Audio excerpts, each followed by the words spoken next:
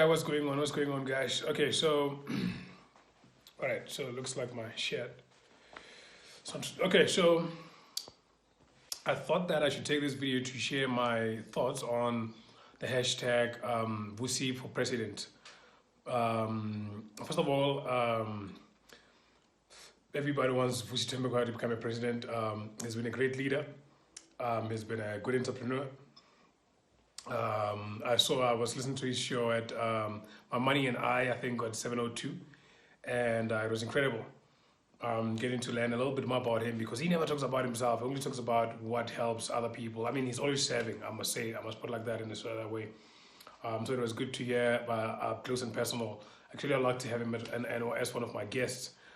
Just that I don't know if he's doing anything in property, because I'm just focusing on real estate. Otherwise, long story short, I saw this hashtag going on, Vusi For President, and I was like, damn, that's okay, a crazy hashtag. The reason is, the COVID-19 happened. I saw his few rants on social media where he's talking about how the lockdown is actually disregarding business owners, people who worked on their business for like 35 years or so, and now you're all shut down. And say you have a logistic business, or you have a restaurant or something like that, or you have tourism, you've done your business for 35 years, sweat and blood and tears and everything, and this is not even in your control. Everything just got shut down so bad. Let's say you own a wine farm, and then they shut down the alcohol. Do you understand what happens now? You have stock, you made loans, you have repayments. We're not even sure if you have like the cash flow to float until everything gets back to normal.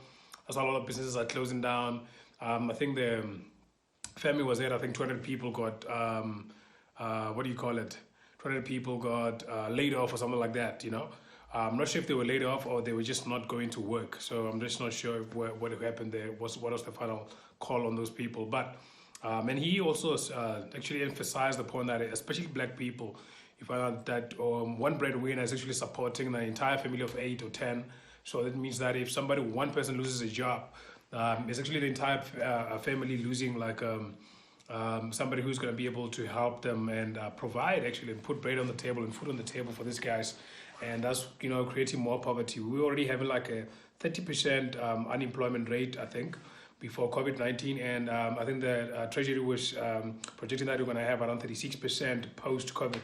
So we will have to wait and see how that goes, because this thing, we're not even sure how long it's taking. At this point, we're taking it a day at a time.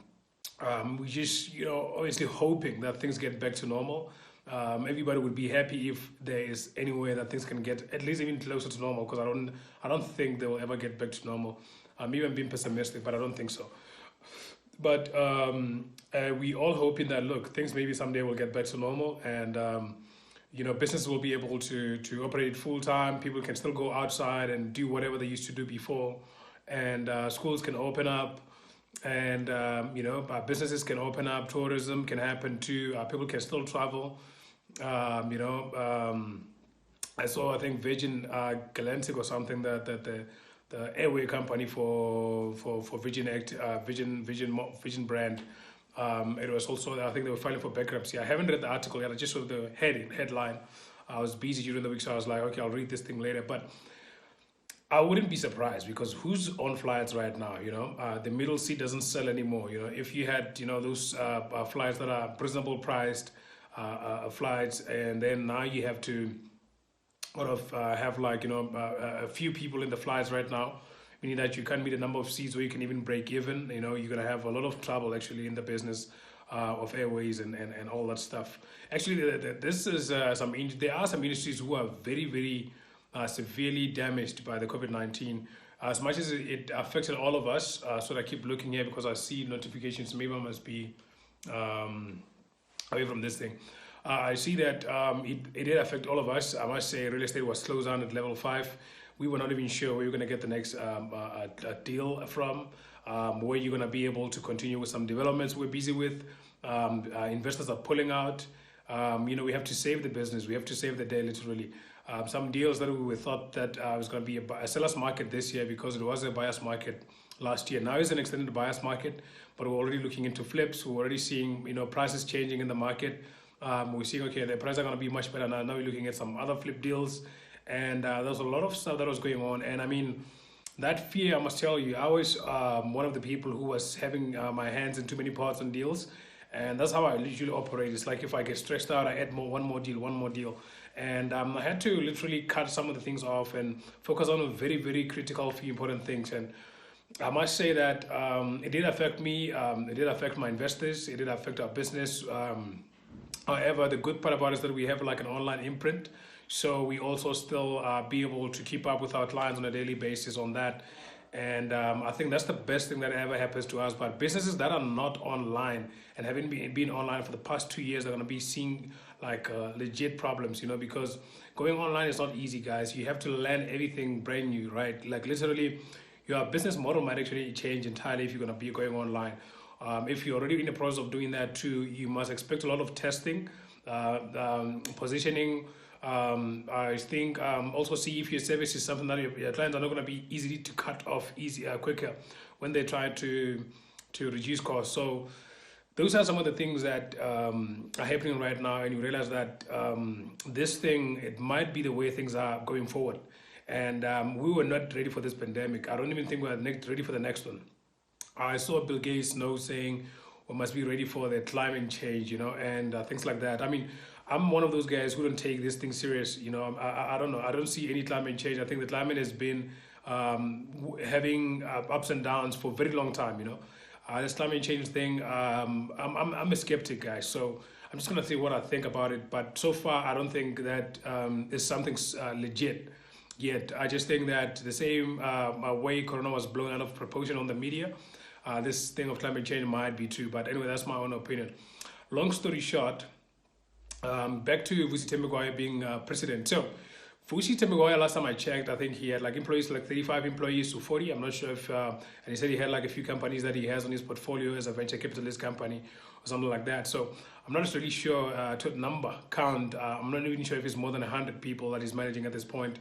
And he's been a successful speaker, business owner, I think at age of 26 or something. He was managing, I think, a listed company of around 600 million rand. That's a lot, guys. That means this guy was very dedicated and focused. And I don't know for what reason did he have to go back to school and get his MBA, but he also did that too. So this is somebody who is a high performer. He's not somebody who like a mediocre type of a guy who's just saying whatever, blowing off steam basically. So I wanted to say that also our President Cyril Ramaphosa, we know how successful he has been in business before he became a president. And I think he had to leave the ANC at some point and go to focus solely on business. And he was one of the most successful entrepreneurs in SA. And before he became a president, and we actually had expectations as entrepreneurs to say, look, this guy who's an entrepreneur, he has this business background, he's becoming a president now. Maybe we might sort of get some leniency as business owners who are small business owners. I mean, we create majority of the jobs, and we was hoping that there was going to be some sort of incentives or initiatives that are focusing on helping small business owners and creating a climate in South Africa that actually encourages business owners. Because we all know if you run a business in SA, if you're an entrepreneur in SA, you know that it's not that easy, because if you fail, your community is sort of disowning you a bit, because you're so embarrassed that you wish you could just get lost, And if you make it, you're just one of those guys who made it. And a lot of guys who failed, they don't get the support to say go try again. The climate is not about that. It's not like that actually in SA at all. It's very, very tough, guys. This is like gladiators running a business in SA. Elon Musk like saying it's like eating glass or something like that. But in SA it's even worse, because I think in America there's a lot of good cultures that are encouraging entrepreneurship. That's why a lot of guys fail there. They have like too many startups that fail and they still try again, and until they get successful, which we don't have here in SA. Well, it is getting there somewhere, because now everybody's on the internet and we're talking about this thing, and there's a lot of encouraging people to actually get to become business owners. But a lot of them have to deal with, how do they position themselves as previously disadvantaged? How do you focus legacy, conventional wisdom, all this? They're still struggling with the hurdles. like pessimists, society and fear. They're still struggling with those things, and those things are some of the things that if you pass those things, if you pass society and you pass the fear and you pass the conventional wisdom and what some of those things that I think those are the things that people usually struggle with. And pessimists and people who are overly negative, they say, look, 90% of startups fail, and that's a scary stat actually. If you go with that stat, you're probably never going to start a business. So I encourage you guys, if you want to try something, I'd go try it out and fail and see. I failed. My first business failed miserably. But actually it picked up before it did. So we had like a young, and then it came all crashing down because I didn't have the expertise, guidance, and all that stuff.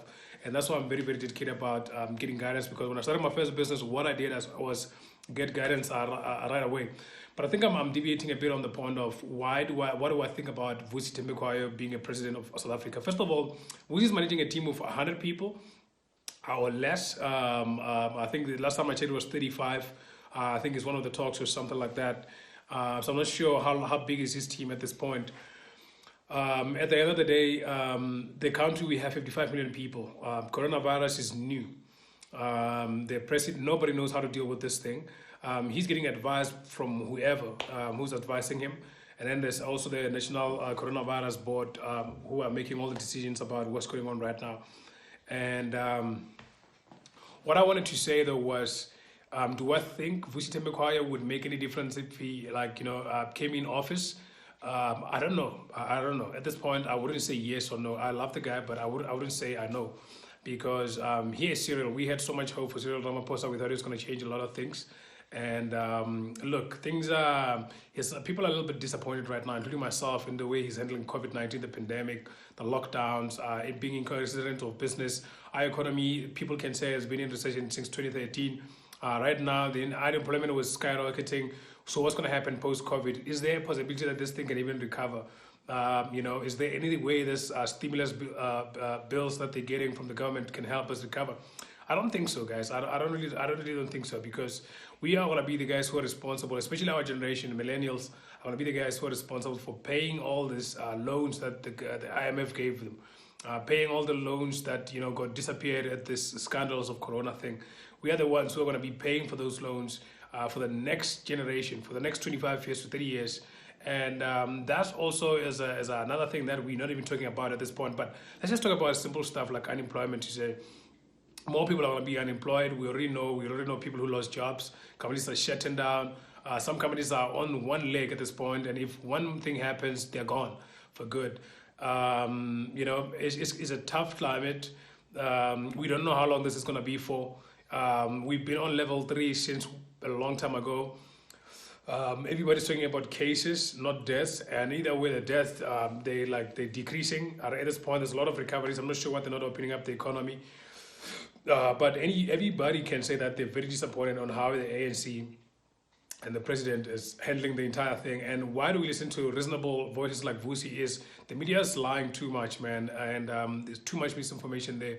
And I think people like Vusi Temekwayo are the only reasonable voices we have out there, or people who can actually say what they think, and they encourage that. And I think what he's doing is setting up to be a great example. I think he needs our support. And I think the way for him to start, at least he must start like Herman Mashaba. Herman Mashaba did a great job in Johannesburg City, Johannesburg, as part of the inner city partnership, which is something that he put together. We put like the private sector and the public sector. Could he solve everything there? No, he tried to solve most of the stuff. Politics, guys, is complicated. It's a little bit complicated. But at the same time, I think they had like 26 billion rand coming in the inner city. They had those projects where you can actually bring in a proposal and get a building, like an old building, and rehabilitate the building from the Joburg Property Company and the JPC. And there was a lot of other initiatives that they did to put together to try to bring the private sector and the public sector and the government together to just understand how they can work together and create a sort of a synergy going forward. And I think that initiative is too big, guys. You guys, I don't know, most of you guys are aware of it, but I think that's something very, very big, and I must give them props for that. If I had to vote for anybody at this point, I think I would vote for Herman. And I think also Vusi needs a shot like that, needs to become an accidental mayor somehow. maybe run for like maybe Johannesburg or something. Let him fix some of these issues that are going on in the government right now and see how complicit some of these guys are. And see how he can bring his problem-solving skills into play and solve the problems, because he's not only going to be doing this for selfish reasons like Herman Mashaba says, because he has interest in SA, he has businesses in SA, then it is in his best interest for him to actually do this stuff. So he must get out there and at least get on one of these mayor or whatever position. And I think if he can make it very well there, and then he can also go for the presidency, as Herman Mashaba is doing at this point. So that's what I think about Vusi for President. And I think let's just give him something smaller. Let's see how we can handle that, because now we're going to throw him into 55 million people and we're not even sure how that would work out. I don't know about it. I don't know how it would work out. I don't know if it would be a nightmare or if it would be the best thing that ever happened to us.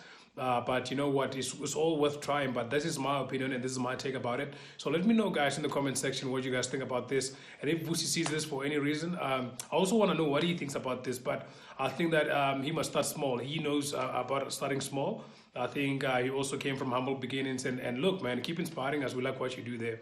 Otherwise, this is my 2 cents on that. So I look forward to hearing what you guys think about this, and send me the message on the chat.